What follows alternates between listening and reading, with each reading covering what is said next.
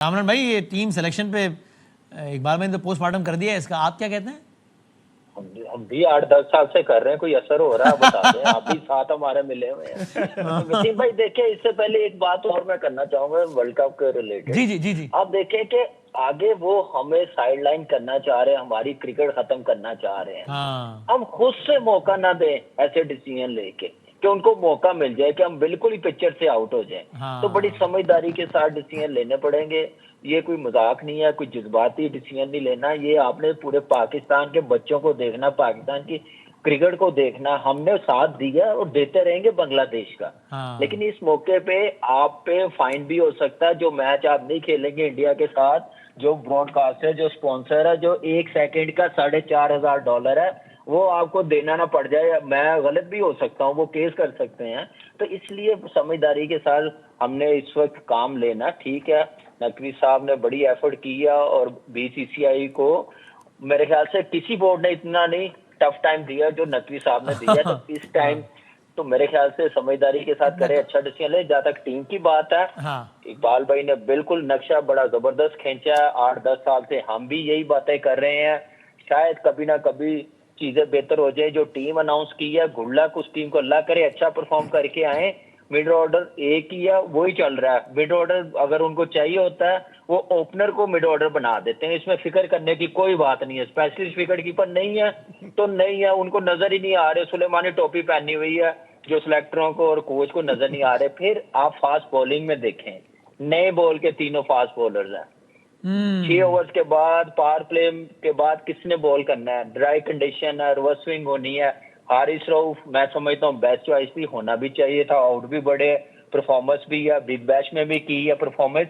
ٹھیک ہے، اس کا ایک آدھا میچ بڑا امپورٹنٹ میچ خراب ہوا ہے، ہو جاتا ہے، کسی سے بھی ہو سکتا ہے، لیکن اس کا یہ مطلب نہیں ہے کہ آپ بالکل ہی سائڈ لائن کر دیں۔ ایک میجر ٹورنامنٹ ہے، اس میں سائڈ لائن کر دیں، تو میرے خیال سے اور بہتر ٹیم بنا سکتے تھے۔ اس کے بعد اگر چلے حارث نہیں ہے تو محمد وسیم کو رکھ لیں آپ، وہ بھی ریورس سوئنگ اچھی کرتا ہے۔ وہ نہیں ہے، آپشن ہے بہت ہے۔ احمد دانیال ابھی مرجنگ میں اس نے پرفارمنس دی ہے، آپ اس کو رکھ لیتے۔ ایٹ لیسٹ آپ ایک بولر پرانے بول کا تو رکھ لیتے، انہوں نے رکھا ہوا ہے فہیم اشرف کو، وہ کبھی اوور کرتا ہے، کبھی کرواتے ہیں، کبھی نہیں کرواتے۔ یہ تو کنفیوز مجھے لگ رہا ہے کہ ڈریسنگ روم ہوگا کہ 6 اوور کے بعد کس فاسٹ بالر نے بالنگ کرنی۔ دعاؤں کا سلسلہ، رمضان کا مہینہ، دعاؤں کا سلسلہ بھی جاری رکھیں، مطلب ہمیشہ کی طرح، ہمیشہ کی طرح بالکل، رمضان ہو یا نہ ہو دعاؤں پہ یہ کام۔ خالد صاحب، final word from your side sir. بہت ہی with all the due respect, Iqbal صاحب اور کامران بھائی آپ سے ڈس ایگری کر رہے ہیں، اور آپ کی اگر سے اسکواڈ پہ بھی نظر ہو تو اس پہ بھی 2 سینٹ دیجیے۔ Final word from your side sir. دیکھیں جی، پہلے جو ڈس ایگریمنٹ ہے میں اس پہ تبصرہ کرنا چاہتا ہوں۔ جی جی، بھارت نے ہمارے ساتھ کیا کیا زیادتیاں نہیں کی ہوئی ہیں۔ ان کے کھلاڑیوں کو ہدایت تھی کہ وہ ہمارے کپتان سے ہاتھ نہیں ملانا، ان کے کپتان نے ٹرافی جیت کے بھی وہ سٹیج پہ نہیں آیا، یعنی مکمل طور پہ جتنی وہ بے عزتی کر سکتے ہیں وہ پاکستان کی اور پاکستان کرکٹ بورڈ کی کرتے رہے ہیں۔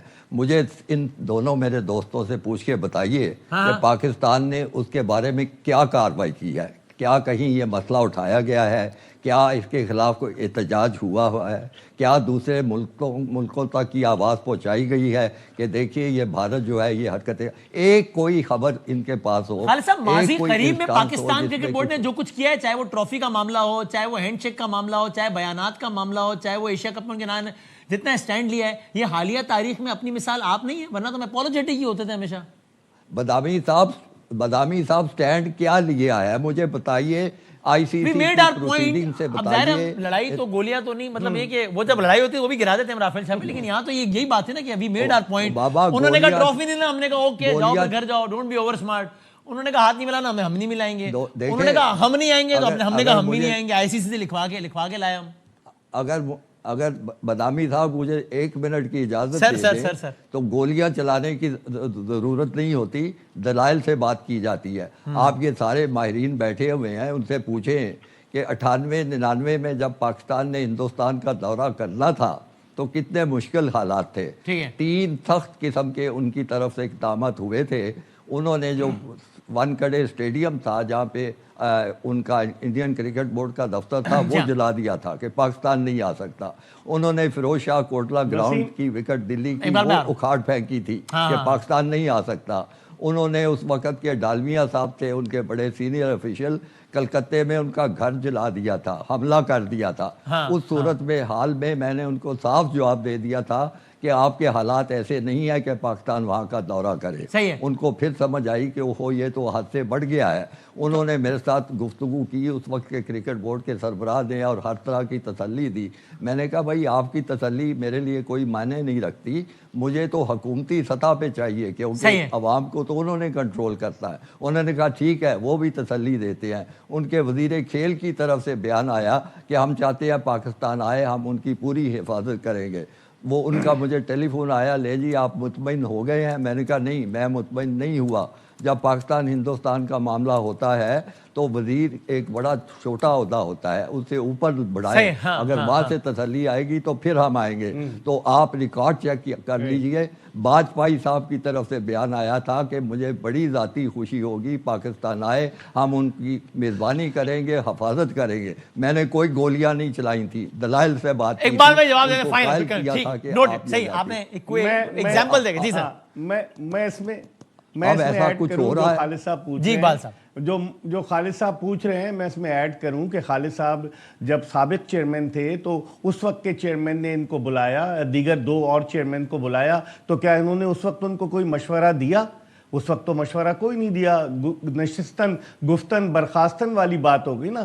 खालिद साहब माशाल्लाह तजुर्बाकार ब्यूरोक्रेट रहे हैं, पीसीबी के चेयरमैन रहे हैं, ग्रास रूट लेवल से क्रिकेट को कवर करते चले आए। कौन सा मौके जी, किस मौके की बात नजम सेठी साहब ने बुलाया था ना, आप इतने सारे चेयरमैन जमा थे, नजम सेठी साहब ने बुलाया था ना सर, आप वहां मौजूद नहीं? इशू क्या था? मतलब आप वहां पर उनको बताते ना कि आप अपना खड़े हो, पाकिस्तान खड़ा हो, एक स्टैंड ले। उस वक्त तो सब लोग चाय वाय पी के चले गए सर, उसके बाद तो कोई बात ही नहीं हुई फिर। नहीं, आप इशू तो बताइए जिस इशू पे उन्होंने राय मांगी थी, फिर मैं आपको राय जिस भी इशू पर हो। लेकिन वो कह रहे हैं इंडिया के हवाले से ये अहम मशवरा देना आपने मुनासिब नहीं समझा। वसीम भाई मैं कुछ ऐड करूं? जी कामरान, मैं कह रहा हूँ कि ये देखिए एक सीरीज थी, बायलैटरल सीरीज था, ये इशू था। ये अब वर्ल्ड कप है, यहाँ पे 20 मुल्क की टीमें आ रही हैं, तो ये वर्ल्ड कप आपको पता दुनिया में कितना देखा जाता है। जो खालिद साहब ने बात की है बिल्कुल वो अपनी जगह सही है। अगर हम लोग इतने पावरफुल होते, हमारे में इतना गट्स होता, तो हम पहले मैच, एशिया कप के मैच के बाद हम वॉकआउट कर लेते। हम कहते हमने नहीं खेलना, जो बिहेवियर रखा हुआ है इंडिया ने, आप कह रहे हैं अमलन जो मुमकिन है हमने कर दिखाया, और खालिद साहब वो कर दिखाया जो हमारे हाथ में, हमने बड़े अच्छे तरीके से यूटिलाइज किया। लेकिन अब दुनिया की बोर्ड देख लें, फैंस देख लें, मीडिया देख लें, किसका मजाक बन रहा है? इंडिया के बन रहा है। So we have played our cards well. Thank you Kamran भाई, खालिद साहब, इकबाल भाई, बहुत शुक्रिया, तीनों का बहुत बहुत शुक्रिया कि आप सुनिएगा ब्रेक के बाद।